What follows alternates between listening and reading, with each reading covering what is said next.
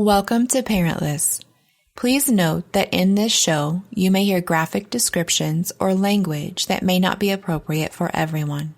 Listener discretion advised. My name is Ted Batt. I'm married and I have a 3-year-old daughter. I live in Wichita, Kansas. Moved here when I was about 10 years old. Wichita is known as the air capital, so basically our whole city run by airplane manufacturers. Like all the major airplane manufacturers are here.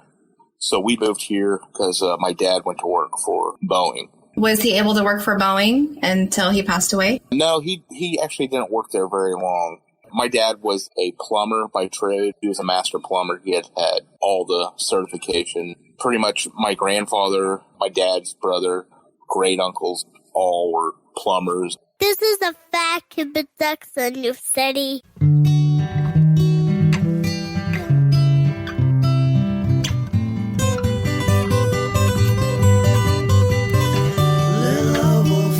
That makes me sad comes and goes by.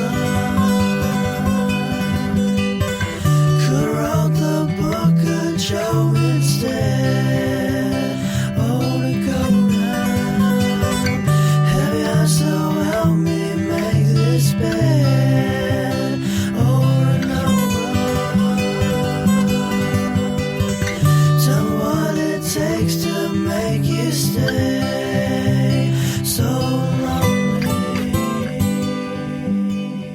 Who died for you? Who is your person? My person is my dad. And what's your dad's name? His name was Ted Batt, and I am Ted Batt III. How old was your dad when he passed away? 47. 47. Very young. Okay. And how old were you? I believe I was 23. And what happened with your dad? Well, apparently he traveled a lot for work in the plumbing union. He would have to travel sometimes on different jobs and everything. He was traveling Parsons, Kansas. At the time, he was living in Lexington, Oklahoma. And he apparently had passed away in a motel room, which coincidentally was on my mother's birthday, the day before his mom's. Wow. So it's kind of, that date, July 5th. Okay, July 5th. Is kind of touchy. You have July 4th right there, too. Was your dad and mom married when he passed away? No, it split up when I was about 18. But my dad had since remarried and had a new wife and 2 sons. They weren't married, but a little over 8 years away. Okay. Do you keep in contact with them? No. My dad's funeral was the last time I had any contact. I mean, they said that they were going to keep in contact, my sister and I, but they never did. And then a few weeks ago, I'd gotten a Facebook message from my stepbrother telling me that my stepmother, my dad's ex-wife or widow, she had passed away from cancer. And then he had basically told me that he had found a bunch of my dad's stuff. Just wanted to know my address so he could send it to me, which I appreciated. But at the same time, I would have probably liked a lot of this stuff 15 years ago. Right. So did you end up, are you going to get that stuff? No, yeah, I've already gotten it. Got it? Good. It's like, I don't know, just like a lot of paperwork. There's a few pictures. My dad's flag from his funeral. My dad was in the Army for a short period, so they, I guess, presented a flag. Like his funeral stuff is in there. Like there's actually like a audio cassette of his funeral that was in there. And a lot of that kind of stuff. A bunch of like printouts of like emails between him and my stepmom, stuff like that. I threw a lot of it away. So you mentioned that he died in his sleep while he was working out of town. Yeah. How did you hear? Like, who called you? How did you find out? I was working at a furniture store at the time. I was at work. I remember I'd called my mom. Well, I was trying to call my mom and tell her happy, and I couldn't get a hold of her. I left a message. So I got to work, and then my supervisor at work was like, "Oh, Ted, you're not going on delivery." That's like literally what my job is to deliver furniture. She's like, "Well, you're going to stay here. I'm going to show you how to like sales." Okay. I'm like, this is weird because I don't do sales. I've never done sales. I've always been, I deliver the furniture. So I thought that was weird. And then a little bit later in the day, my mom showed, which my mom was living in Oklahoma, and my mom just shows up at my job. It's like, I got to talk to you. So I go outside, and your dad died. And then I remember, this is surreal, because before my dad, with the exception of my uncle, who was my dad's younger brother who had passed away, before, I'd never, lost him, ever.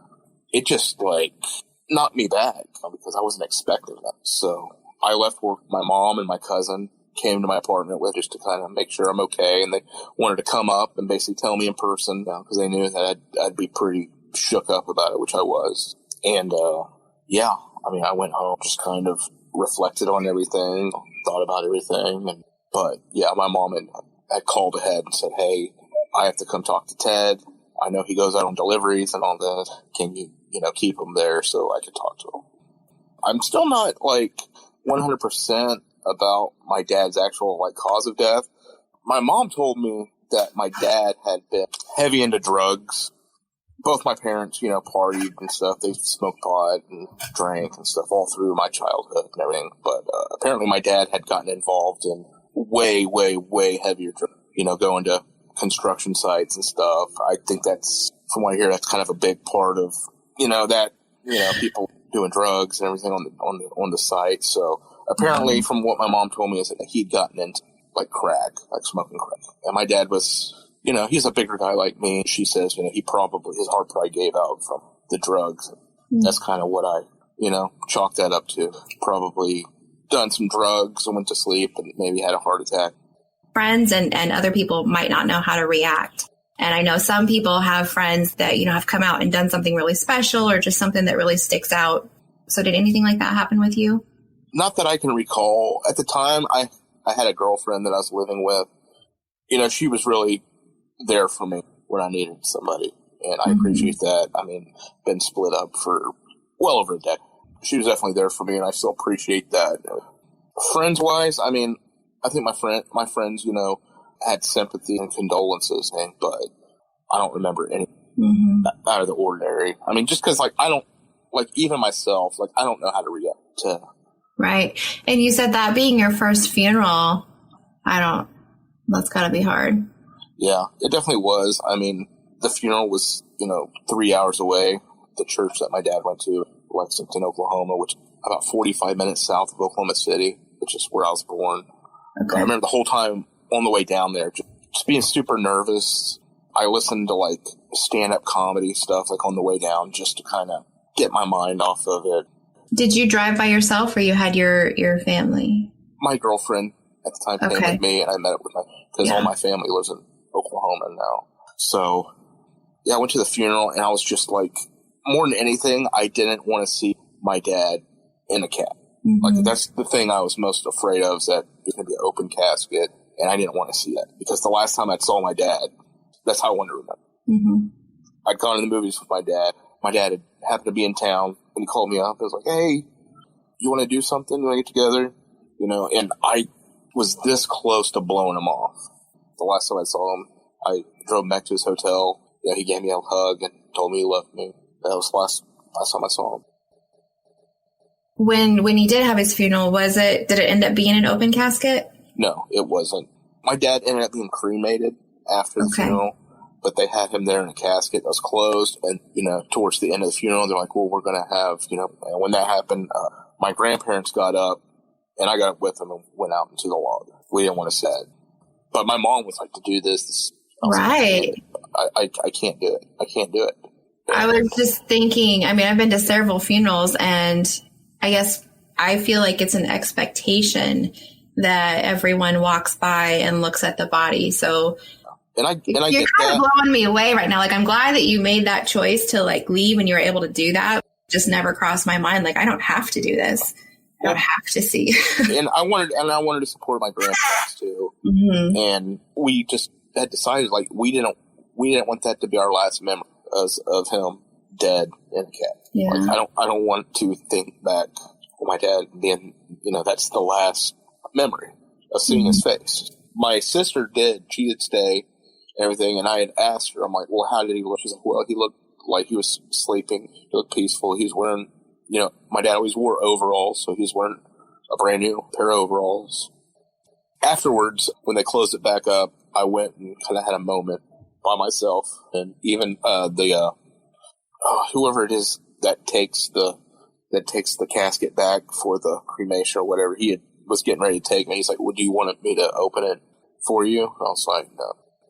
So then when he was cremated, do you have any of his ashes, or what did you guys do with his ashes? We didn't get to do anything. My stepmom, his wife, basically took that upon and scattered his ashes somewhere. I don't know. We weren't involved in any of it. We weren't told about any of it. I really think the way she went about things wasn't right. I mean, her and my dad were together a little more than a year. I was in my dad's life my whole life. Even my mom, my dad's parents, 47 years, like none of us weren't involved in any. It was pretty upsetting just because that would have been nice. So my grandparents do have a headstone for my dad, but she took the ashes. Did you consider asking her son if he knows what she did? No, just because I'm still kind of bitter about it. I mean, she passed away, and I know he's probably hurting from that, and I don't want to cause him any more hurt. I mean, he lost his my stepbrothers were pretty devastated when my dad died, and then their actual dad, now their mom died. So I'm like, I don't want them to feel anywhere. I mean, it's not their fault. They were kids. They were 12, 14. My dad had passed away, so they didn't have any control over that. Yeah, no, I was just curious as if that would change anything for you if you just knew, like the site that they were at or something. I think they dumped them in the ocean, but it would have been nice to have been a part of that.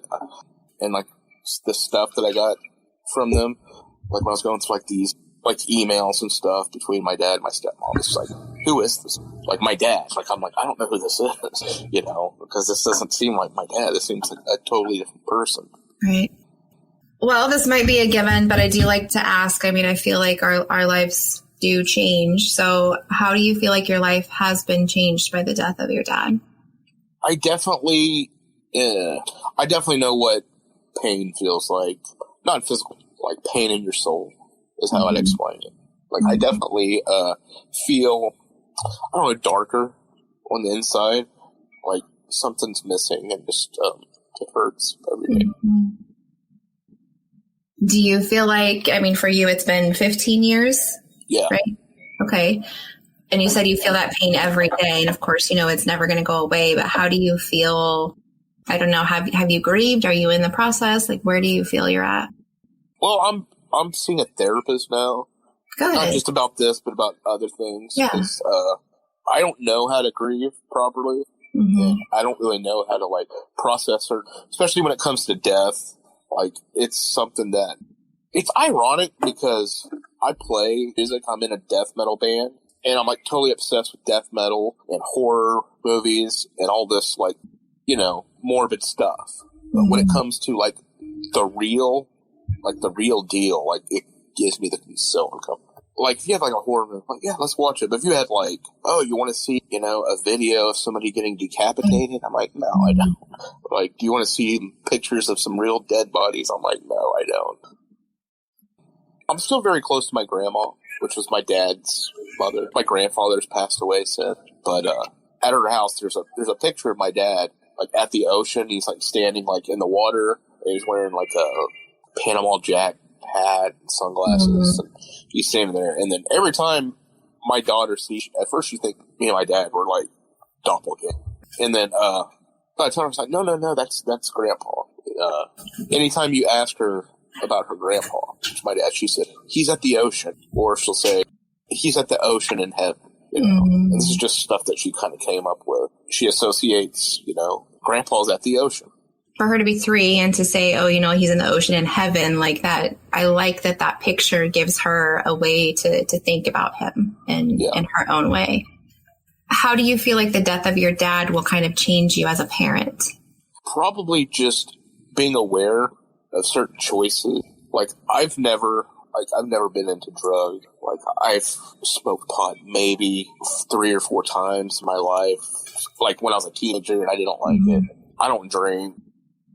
I'm pretty much straight edge. My only vice, I have a sweet son. So, hey, who doesn't? Yeah. But, I know it's important to be there. just because I know how important my dad was. So I make sure, like, I'm always, after this, me and my daughter, he's taken it and wanting to go fishing. So we go out to this pond and we fish, and just pretty much I just try to be there for her as much as I can. Did you ever go fishing with your dad? Okay. So is that a way when you're out with your daughter and you're fishing, do you feel kind of closer to your dad, or? Yeah, I do. I kind of, like a lot of the things my dad did with me and my sister growing up, I try to I want to do with my daughter, just because, I mean, my dad wasn't perfect, but he loved us. I just have so many, I got a lot of good memories from childhood. He always took us to do stuff, took us to the park. Mm-hmm. He'd take us to the zoo. He'd take us to, like the science. He would, my cousin, he didn't have a dad around. So, my dad would always make it a point to well, let's go pick up Eric too. And Eric would come with us because he was about my age. He was my favorite cousin. So I think my cousin also that's like an association with my dad. It's like, oh, I remember Uncle Ted would always take us to do this, and he'd take us to here and there, and so. Right. Yeah. Yeah, I'm glad for that we do have those good memories. And do you have any coping mechanisms? I'm not really sure. I mean, I guess just I can't really think of any. Like right now, I'm in therapy, and I'm trying to figure all this stuff out because I always just kind of stuff it down. Mm-hmm. Whatever feelings, I just stuff them down and just try to put them in another part of my brain and just kind of avoid them. So that's kind of been my coping. Yeah. So I want to talk about your therapy a little bit later on, for sure, whatever you're willing to share. But so for your coping mechanisms, you mentioned that you're into music, you play in a band. Did you do that before your dad passed away? It's something I've done since I was young. Okay. It's been very big part of my life. My parents were big into music when I was a kid. They would go see Bruce Springsteen or the Rolling Stones, stuff like that. And, they bring me back a TV even though I was 6 years old, and I learned a lot about music. They were a bit younger, early 20s. They had us, so they were into whatever the popular rock music was at the time. So my mom really liked Fleetwood Mac and a lot of new wave type stuff that was coming out. Yeah, music was a big part of it. When you play music now, do you feel like that's an escape for you or anything like that? Yeah, definitely. Just the whole process, practicing, promotions. It's always been a big part of my life. My bandmates, I look at my bandmates as my best friends and brothers. It's always been a big part. My dad supported it for the most part. Definitely wasn't his style of music, but I mean, he was happy for me. When I was 15 or 16, I had played my first show, and my parents were wanting to come, and I begged them not to come. Because I'm no, I don't want you to come because I didn't want to get embarrassed or anything. Yeah. And we were playing with bands that were older, so. I love that they wanted to come out though. Yeah, I didn't want them to. I just thought that they would hate. It wasn't there's just something totally different. Tell me about your band. What's its name? Where do you play? What do you do? I was in a band called Knife Room for a long time, which had started right after my dad had passed away. We've since kind of gone on a hiatus type thing. The other guys have other things going on, so we're not doing it right now. Mm-hmm. But me and the bass player have a new band that kind of working on and off for the past few years called Soprogeny, which that's kind of our main band right now. We're signed with Sewer Rot Record. We have our debut with them coming out later this year. We mostly play out of town just because our town isn't very into the type of music that we play. But do you stay within Kansas when you play? Some Kansas City, Lawrence area, or Colorado, Oklahoma. Mm-hmm. What does the progenitus mean? Did I say right? It basically means rotting. It's kind of a more scientific textbook term for the process of rotting. Oh, see, that makes me smile. I don't know. Yeah. I like that a lot. yeah. Very morbid stuff. It's not it's not to be taken too seriously. It's very tongue-in-cheek, blatantly over-the-top, like morbid stuff and song time. Very horror movie influence. Very, like we have a song called "Melted to Death." Like that's funny. And so, what do you play? I play guitar. And do you sing? Okay. I don't think our singer. Like literally, he screams a vocal processor that just makes his vocals sound like a clogged toilet in a flush. That's the best way to try to explain it. Like picture like a machine gun going off with somebody trying to start a chainsaw and then somebody trying to unclog a toilet. What we sound like. So nice. We'll be right back. Thank you for taking the time to be with me here today. Your support and dedication of the Parentless podcast community is amazing and much appreciated. If you like what you've heard, been helped by what you've heard, or want to share your own story, please contact me at parentlesspodcast@gmail.com or Parentless Podcast on Facebook and Instagram. Is there any particular smell, sight, taste, sound, place, season, anything that reminds you of your dad? Yeah, there's a few.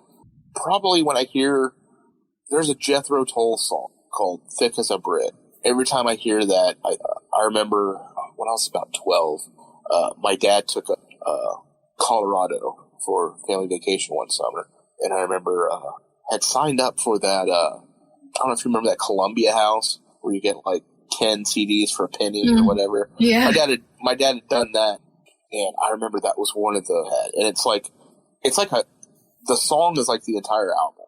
It's like a really long progressive rock song. Okay. It's got flute playing and all this, but I remember my dad listened to that on that trip. So I kind of associate because that was a really cool trip. That was the first time I got to see Mountain. We were all together. We were happy. Also, I feel like I get my sense from my dad. My dad was like legitimately like one of the funniest people I'd ever known. Like he would just crack me up so much because he was just so silly and absurd, and that's kind of where I get. Nice.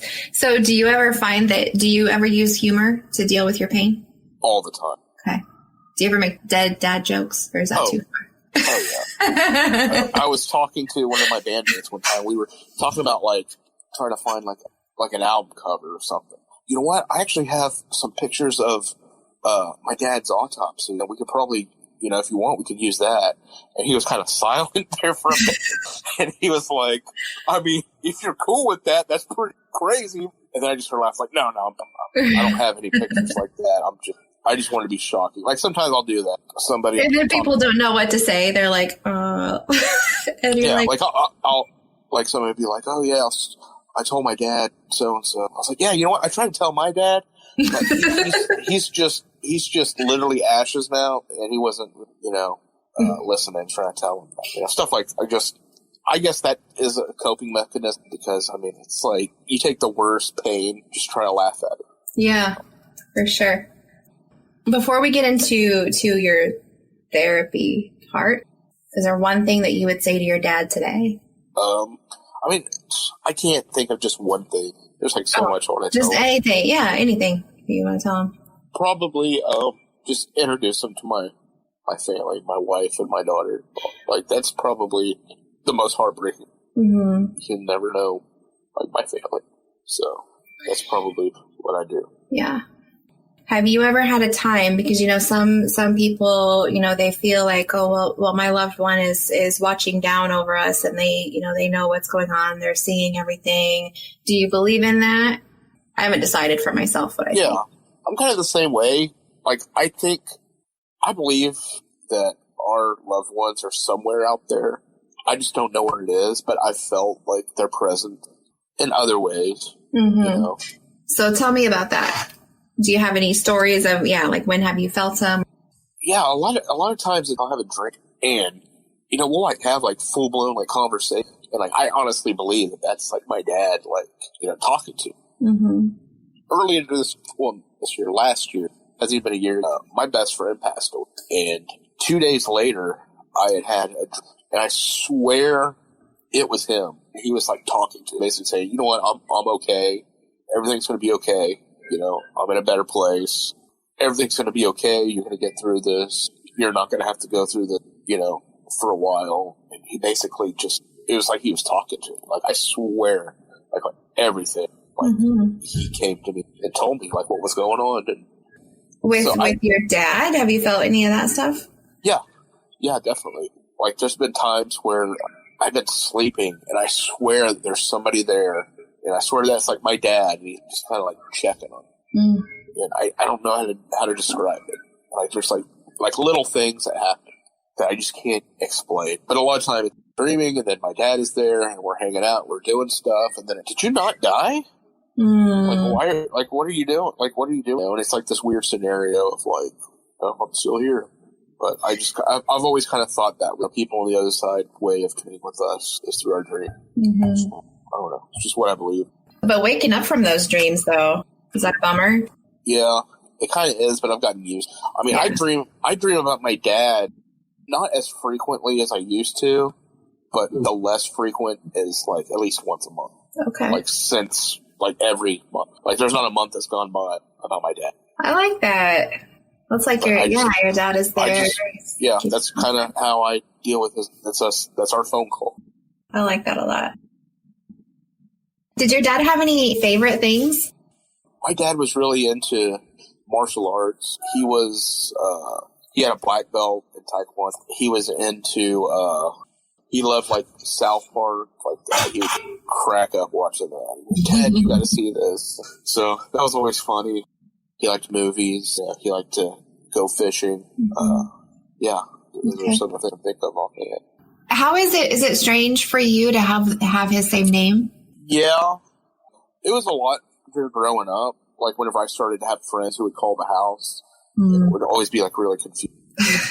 You couldn't figure out who they want to talk to. So, well, Big Ted or Little Ted? Who do you want? So. But now that after he's passed, I mean, is it any different feeling for you or? Not really. Like, no, I haven't had anything. I'm just, I'm Ted Batt III. Like I've always gone by Ted. My dad went by Teddy or Ted. But. Yeah. When I asked about coping mechanisms on the questions, you did say that you're afraid of loss and loneliness. Just being afraid of that loss and knowing that, people might die any day.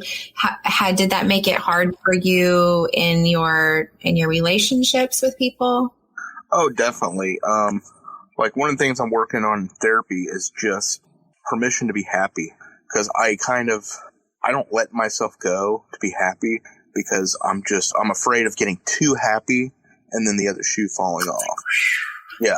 It crashed down on you. Yep. Yeah. And that's what I'm afraid of. And I almost feel like I've tried to keep myself down just so if it happens, it won't be, that big of a fall. So it's just, I don't know. It's something I'm definitely working through with therapy. I can't just let myself be happy. I just think, well, what if something bad happens? And then. How long have you been married to your wife? Our anniversary is Monday. It'll be 7 years. We've been together for 10 and married for 7. Is she able to help you see some of the happy? Oh, definitely. Definitely the most supportive person in my life. Honestly, I would be lost with that. So I thank God every day I have her because I would be an even bigger mess than without her. One of my questions I asked everybody is, have you ever been to therapy or counseling? And so we've had a few references to therapy. So just kind of tell me about therapy, whatever you want to tell me. Well, I've always tried it in the past and just kind of slowly just kind of blew it off. Like, oh, I'm not getting anything. I don't need to do this. Just stop going. But this time I'm like, you know what? I really, because it's not good. It's not good for anybody. So the past few months I've been seeing a therapist every week. It's been going good. Definitely getting a few breakthroughs on some things and understanding better, some of the feelings I have and some of the issues that I have. So it's going really well. I definitely have like an abandonment type thing, which is why I don't want to lose people. I don't want people to stop being my wife. Like I need people. So it's something that I'm kind of figuring out in therapy. And that's kind of where a lot of my fear comes from is people leaving me or dying, or I don't like you anymore, so I don't want to be around you, things like that. Mm-hmm.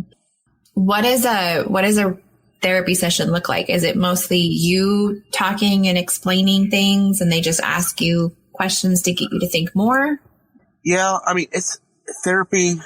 I will say it's hard. It's one of the hardest things I've done, just because just to open up to somebody that you don't even really know is such a hard thing to do. And it can get emotionally exhausting and draining to just bring it up. Because I don't like to bring up, this right here, like us talking, has been brought out emotions that I'm like, normally, I don't want to go there. Yeah. Well, no, props to you for talking, because I always tell people, if somebody were to ask me to talk about my family, I probably wouldn't want to be, Yeah. I'll say things here and there, but do I want to go full in? Probably not. So I always appreciate people who are willing to talk.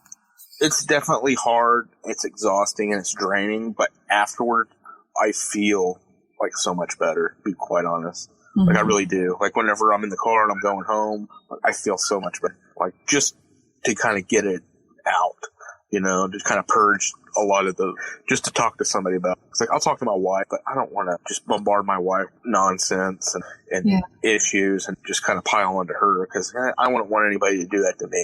But yeah, therapy's definitely going well. I'm glad that I did it. I'm glad I found somebody that I like. The only thing is that I won't always go every week. Like I try to go every week, but sometimes I'm like, you know what, I can't. Mm-hmm. And then she'll let me, put it off for another week so I can kind of work my way back up to it. Just because, it is hard. It's definitely hard, but it's helped. I have a lot of anger that I'm trying to deal with there, like how to manage it, just because I get so worked up and stressed about things, kind of implode. Somebody posted on Facebook yesterday, but it was like, I spent so many years being angry until I realized her name was Grief. I was like, oh, okay. Yeah. Right. That's where a lot of my anger stems from, is from grief and not properly processing it. Because, I've never processed it. I just went through it. And then I've gone through more grief and more grief. Last year, I had 3 people that I was close to pass away. I still haven't even processed all of that. It's a hard thing to get through. Being in therapy has helped me. I've been going for a few months, but I'm definitely wanting to stick it out for the long haul and definitely address some of this stuff, because I want to be happier, and I just don't want to be a anxiety-ridden, emotional wreck. and especially with a daughter to look up to you and to raise, even if you don't say anything about it, she'll catch on. Sometimes I'll be sad and my daughter will come up and she'll hug me. She's like, "It's okay, Dad." So she'll give me an ice pack because she thinks I'm sad because I'm hurt. Like at her daycare, get hurt, they give you an ice pack now to kind of make you feel better. So I'll get you an ice pack, Dad. She doesn't understand that it's not physical hurt and it's internal. I try to stay happy for her. I don't know what I'd do without my wife and my daughter. They've been the greatest thing that ever happened to me. I can't even explain how happy I am.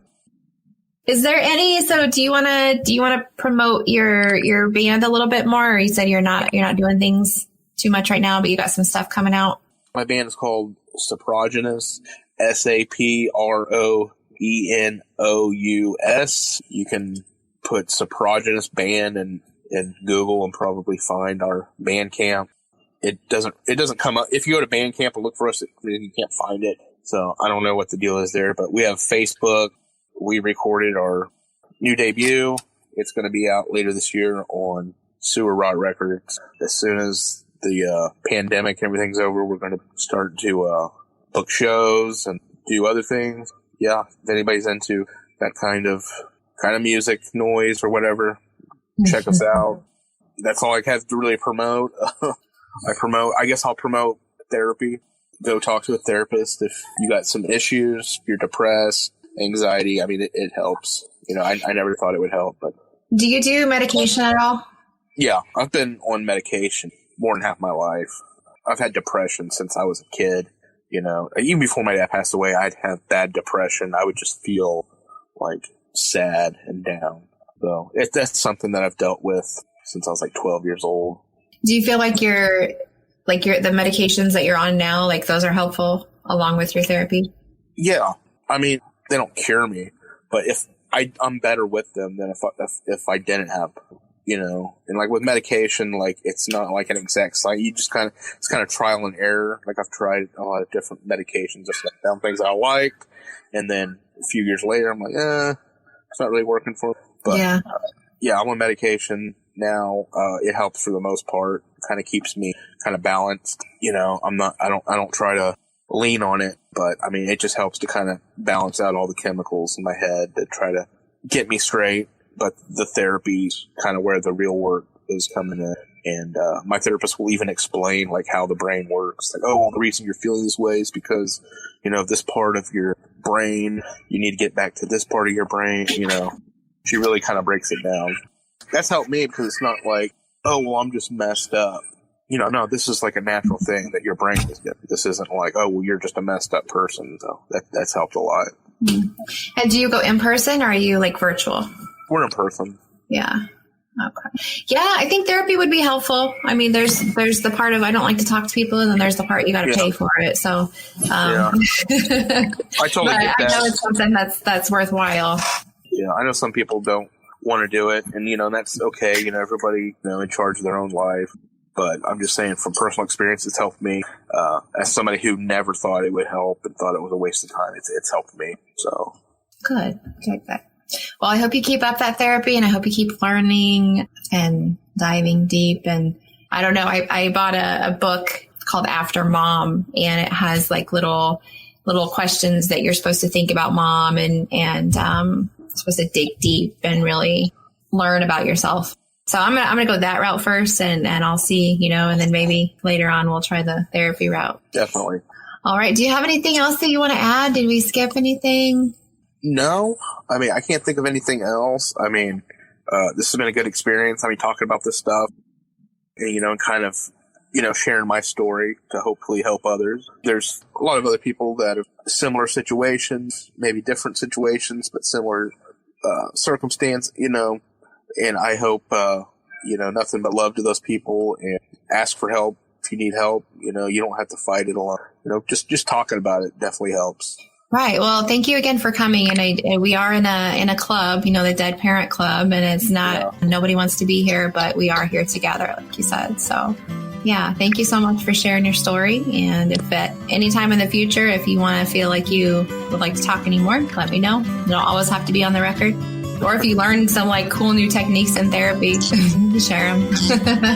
Definitely. All right. Well, thank you, Ted. Thank you. Bye-bye. Bye. Empty faces, covered in cars, splitting fake skin, passing me by. Parentless is recorded in Phoenix, Arizona. Find us on social media and any podcast platform. Music provided by Colin the Coco and the Revolving Birds. Studio provided by FatKid Productions. Check out one of the many shows available on our network. I'm your host, Stephanie Relaford. Thank you for listening to Parentless.